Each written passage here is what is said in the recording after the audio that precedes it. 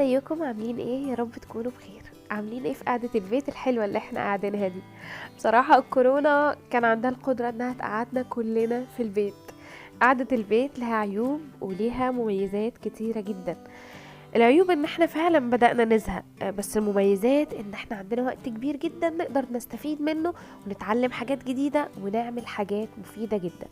انا النهاردة هعمل بوك ماركس، يعني فواصل للكتب.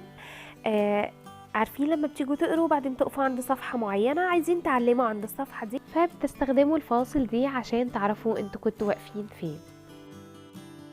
لما بيبقى شكلها حلو وعليها رسومات ظريفة بتشجعكم جدا ان انتوا تقروا وتكملوا قراية. انا جبت الورقة دي، ورقة سكتش تقيلة شوية علشان انا هستخدم الوان مائية وقسمتها نصين. الفرشة بتاعتي مبلولة وهحط اللون الازرق على طول على الورقة، وهبدأ ان انا اسيحه على طول الورقة كده. اعملوا الورقة بالحجم اللي انتوا تحبوه. الميزة في الموضوع اللي انتوا هتتمرنوا على لوحات صغننة، تقدروا ان انتوا تبدعوا فيها، تقدروا حتى لو بوظتوها تعيدوها من الاول. الموضوع سهل وبسيط وبتشتغلوا في مساحة صغيرة، فهتجرأكم جدا وتشجعكم. انا خلصت الخلفية وهحط لون اسود، فرشة رفيعة هبدأ ارسم جبل.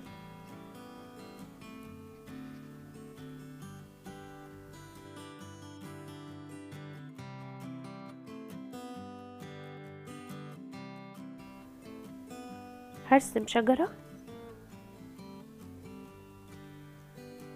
بطريقة بسيطة جدا.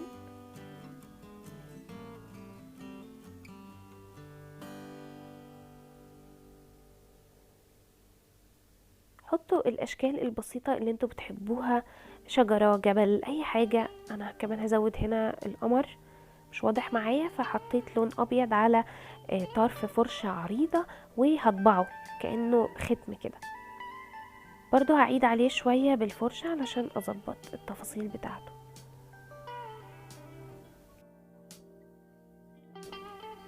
هعمل نقط من النجوم، مش هكتر، هعمل حاجات بسيطة قوي لان انا لسه هكتب على الورقة، فمش عايزة يبقى الموضوع زحمة والكلام ما يبانش في الاخر. تعالوا بقى نروح، انا هسيب الاولانية تنشف خالص وهروح للتانية. هضيف لون احمر. الفرشة بتاعتي مبلولة على الاخر وباخد بس يدوب حاجة بسيطة من اللون بحيث ان انا اكون مية لون مش لون كثيف.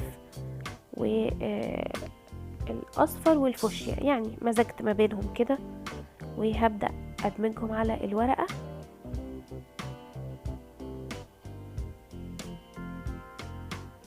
وبفرشة وعليها لون ابيض، الفرشة دي يعني تعتبر جافة شوية، وهخبط عليها كده علشان تعمل لي برضو تأثير النجوم. مش عايزة اكتره، برضو عايزاه بسيط خالص علشان اكتب على الورقة براحتي في الاخر الكوت اللي انا عايزة اكتبها. وبعد ما نشفت شوية حلوين، نشفت خالص تقريبا، جبت قلم تحبير وهبدأ ارسم شجرة.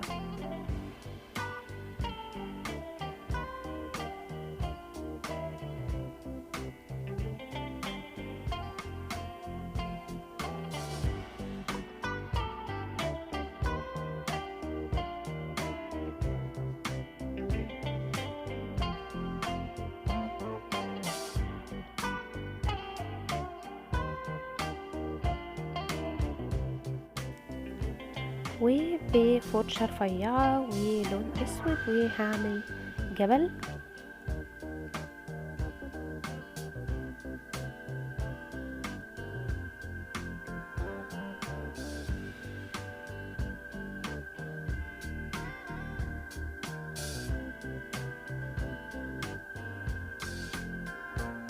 هبدأ اظبط الشجرة عندي علشان يكون برضو شكلها كويس ويديها انسيابية اكتر. هطولها كده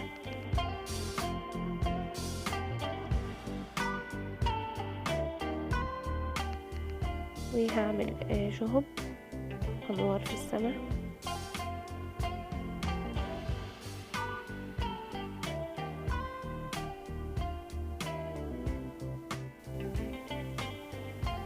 كده انا خلصت اول اتنين، هسيبهم ينشفوا وتعالوا بقى نعمل التالتة. عملت لون موف وبنفس الطريقة هحطه على الورقة، هغمقه شوية بلون اسود وابدأ ادمجهم. درجات اللون كده مش مرتاحة لها بصراحة، هحط فوشيا وهزود ازرق من فوق، حاسة اني محتاج يندمج اكتر، احمر وندرج. ما كنتش قادرة استقر قوي في الرسمة دي، بس بصراحة طلعت حلوة في الاخر كويسة، وسبتها تنشف شوية. وبنفس الطريقة اللي فاتت هضيف النجوم بالفرشة الرفيعة بتاعتي وفيها لون اسود. هعمل جبل شكله بسيط خالص، هعمل عليه شجرة.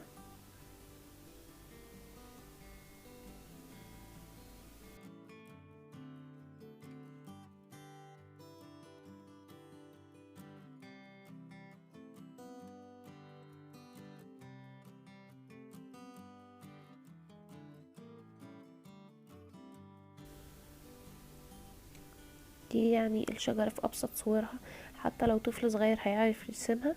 والعشب كده على الجبل ده أو التل الصغير ده، كلها مجرد تاتشات بسيطة بتطلع أشكال جميلة وبسيطة جدا.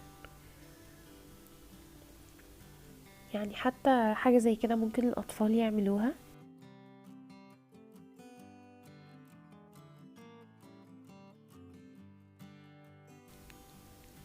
مش شرط بنفس الرسومات بالظبط، ممكن نحاول نسهلها عليهم شوية، يضيفوا حاجات أسهل من كده، يرسموا الأشكال اللي هم حابينها. كده أنا خلصت التلاتة. بعد ما نشفوا خالص خالص أنا هبدأ أضيف الكوتس بتوعي، الكلمات أو الجمل اللي أنا عايزة أكتبها. خطي مش حلو قوي لكن بحاول، بجيب الكلام من صورة أو كده وبحاول إن أنا أقلده بطريقة كويسة. خطي ما كانش حلو في أول مرة، وبعدين ظبطت بعد كده في التانيين.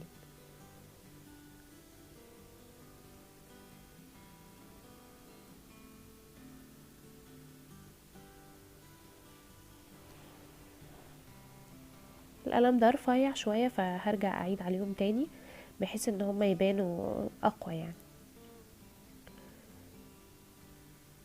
هضيف على الشجرة كده، حسيت انها محتاجة حاجة. عارفين انتوا صورة البنت اللي هي بتتمرجح بالمرجيحة دي في الشجرة، هتديلها شكل جمالي اكتر. بعد كده هجيب اللي هي الوانها على موف دي، وهكتب كلمة بسيطة خالص، هكتب هوب. كده دي خلصت. نيجي للي بعدها. الكاميرا فصلت بس وانا بصورها من البداية، لكن انا هعيد عليها قدامكم لان القلم رفيع ومحتاجة اعيد عليها مرتين. الكلمة best day ever، اعتقد كلمات كلها تدينا امل وتدينا تفاؤل وتشجعنا ان احنا نقرا الرسومات الحلوه دي. هتديكوا طاقه ايجابيه وتشجعكم ان انتوا تقروا. ده غير ان هي زي ما قلت لكم في الاول ان هي تمرين حلو جدا على الرسم واستخدام الالوان المائيه بكل اشكالها، الاكريليك والجواش والالوان الميه. اتمنى يكون الفيديو عجبكم واستفدتوا، ويا رب نعدي المحنه بتاع الكورونا دي على خير. ان شاء الله هتعدي على خير وهنبقى احسن. اشوفكم في فيديو جديد وباي باي.